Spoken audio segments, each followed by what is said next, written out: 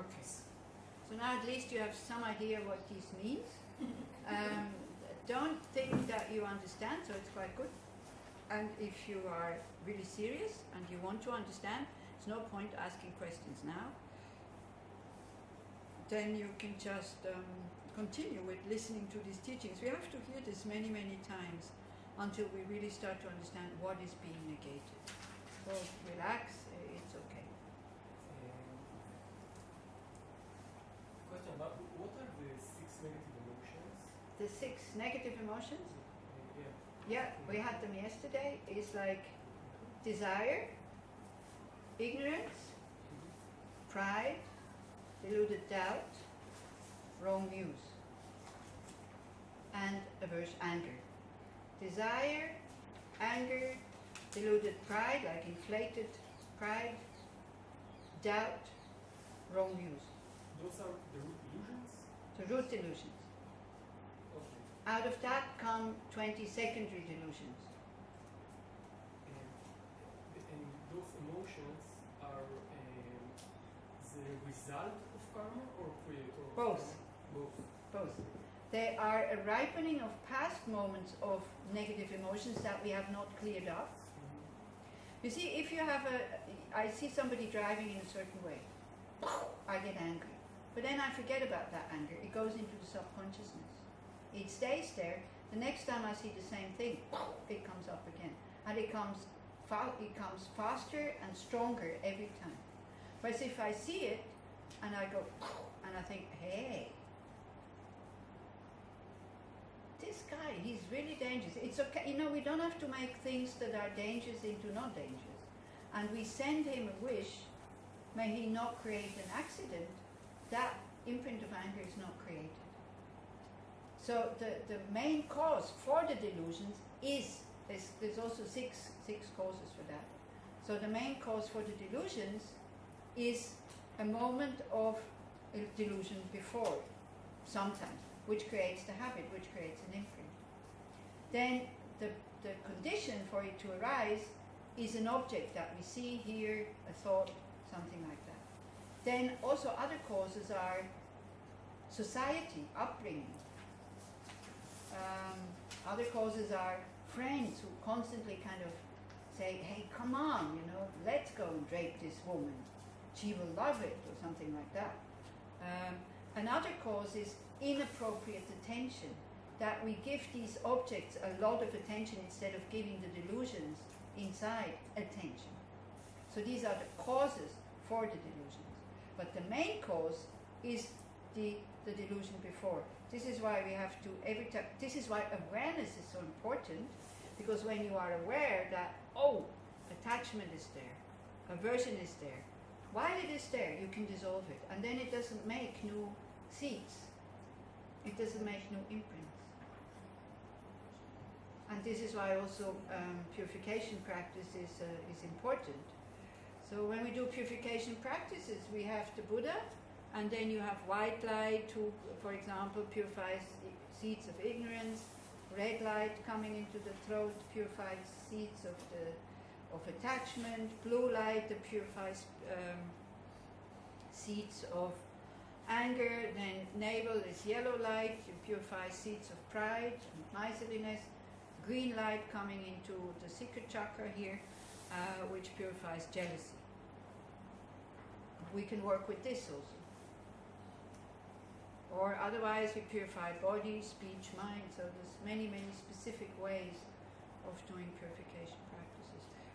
The Tara practice we usually do like this with these 5 lights. So if you want to do that, you can come to Enapso next weekend on Thursday evening. We're going to do it there. And probably next year here. So it's one evening? Yeah, Thursday.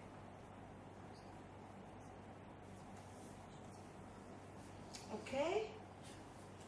Okay, so next weekend, in 3 weeks, we will then look at, then it will be easier to understand. So, because they are very specific points, do this and don't do that. So these are then the slogans to remind us what we're supposed to do if we have decided that we want to become kind of person. Not just even bodhisattvas, you know. I know. If you decide to attain full awakening, then to do these things is much more meaningful. But if you just want to become a kind person, some of these points can be very, very helpful. So this is what we do in 3 weeks. I don't know how many of you are so fed up that you're not going to come back. How many of you cannot come back? I don't know. We'll see. But whoever comes is fine. Yeah. These instructions, then what to do, can be very helpful in your daily life when you have problems. And some of them, if you just read them, they're difficult to understand. This is why you either need a commentary, which is like Chogyam Trungpa or Nam Kapel, or I have a German one which is very beautiful, but I don't think it has been translated into English. It's called Connected to Everything by the Geshe that was in Hamburg. Geshe Thupten Nawam, which I treasure very much. It's a very beautiful Geluk commentary. And you see, when you read Chogyam Trungpa, it's a Kagyu commentary, so it's good to have both because it complements. So you see the two views. So anyway, thank you very much for coming. Let's dedicate, before you come with this, let's dedicate all the positive energy that we have created. And I'm sure it's a lot. You see, they say, hearing about emptiness, even if you don't understand anything at all, it starts to tear that net that we are caught in of cyclic existence. So be very happy just to have heard it. Even though I'm definitely not the best teacher to teach you these things, so you have to hear that again and again, even if you think you haven't understood, but you've been exposed to that. So whenever next time the I comes up very, very strongly, you can start to question. Okay, you're here, I feel you. Where are you? Show your face. What do you want from me? Make up your mind. Because yesterday you wanted this, and today now you want that. Yesterday I got what you wanted. Now you're still not content. So tell me what you want. And then it disappears. Then it goes, and then, if you start to talk to your ego like that, all of a sudden you have a moment of peace. Because it goes, oh, I better not show my face here. Like a kid. When you're really, really strict, with a lot of compassion, you say, okay, look, you wanted this, I gave it to you, still not happy. What do you want? And if you're serious, that kind of, no, you're not getting anything, and you're not upset, and you're not angry, they start to think of something else. But for a moment, they go back. Because they need to go and think what they could do now. And then they come with something, sometimes, very often, very kind. Oh, mommy, I love you so much. Before it was, and then all of a sudden, they see, oops, it's not working. She's not getting upset. See, that's what they're trying to do, because when you're angry, they have a good chance that they're getting what they want, because you get so frustrated that you throw it at them.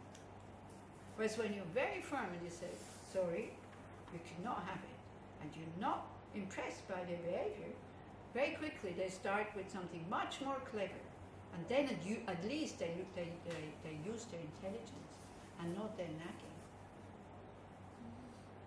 So use whatever you know about mind training, use it with children. They're quite receptive to these things. They're quite good. Don't teach them that, but behave like that with them. Don't teach them. That's not fair.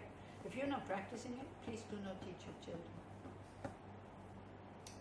That's what I forgot about Rinpoche. What impressed me the most, when a woman came after course asking him, then he was maybe 6 years old, a 6-year-old boy, she asked him, said, oh, Buddhism is so wonderful, how can I teach that to my child? And he looked at her and he said, but do you understand how to practice? She said, well, no, not yet.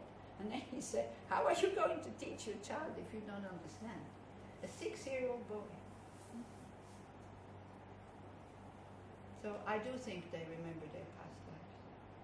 Because normal 6-year-olds, they don't give these kinds of answers.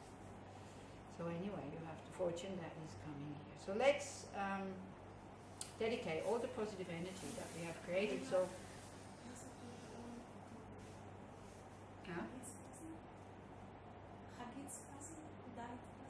Hakit's cousin who died, yeah, we can also dedicate. We have somebody from near from the group who died. His name is Yoni Shalom. So you can close your eyes, think about that person as that mind has left the body, and you just wish him all the best. And you think that all the positive energy that we have created, that you send it to that person in the form of light, that is a guiding light, that as we are dying, we go into the clear light, so may he recognize the clear light, and may he attain another precious human rebirth.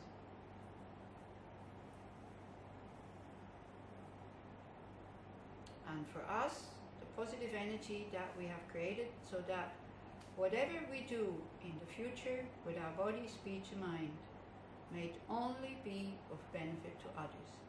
Even if we are confused, may it be of benefit to others. Even if we are sick, may it be of benefit to others. If they criticize us, may it be of benefit to them. If they praise me, may it be of benefit to them. And may all beings very quickly attain full awakening. May the supreme practice of non-violence that has already arisen never diminish but always increase, and may that which has arisen not decrease but increase forever more and be created.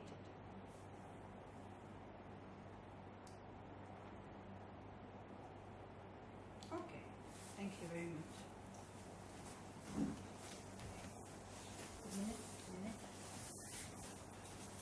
Anila, I want to thank you in behalf of the people in this course for the deep and inspiring and marvelous teaching. Thank you very much. And for coming for so many years. I don't know if everybody here knows, but you come in bad times, like in the second Intifada, when nobody came here, and in good time. And I think that somehow you have connection to us, the Israeli, the tough, the stubborn, and you know how to teach us and how to speak to us and to get to our hearts and to teach us. And really thank you for all what you are doing for so many years for many of us. Okay. Well, you're very welcome. I always like to come here. I also like to teach you because you're very sharp and attentive kind of students. Not my students, but students in general. And you know why I came here, even though it was the Intifada, is thanks to my teacher, because I asked him, because I was invited, I asked him if I should come, but I asked him in March, and the Intifada started in November. So somebody asked me, don't you want to check again, because you know what is happening? So I said, no, I mean, if he tells me to go there, then that means there will be some benefit. So even if I get killed, there will be some benefit. I don't know which one, but anyway, there will be some benefit. This is the trust in the teacher. So it's really thanks to him. But you was his agent. Yeah, and I followed his advice. So. Thank you. So, no, you're very welcome, and thank you very much also for coming again and again and again, doing the same things again and again and again and again. And for me, it's great joy and great pleasure. I wish I would know more, because I'm sometimes also, I feel like I cannot explain, especially Neta's questions, they totally throw me off track. So if I would have more philosophy studies, which I don't have so many, I might be better able to debate with you and to destroy your view, which I'm not able. So all I can do is say, oh, I don't know. Okay, thank you very much, and good luck, and have a safe journey home. Now, I don't know about the cleaning up. Do you need to tell them?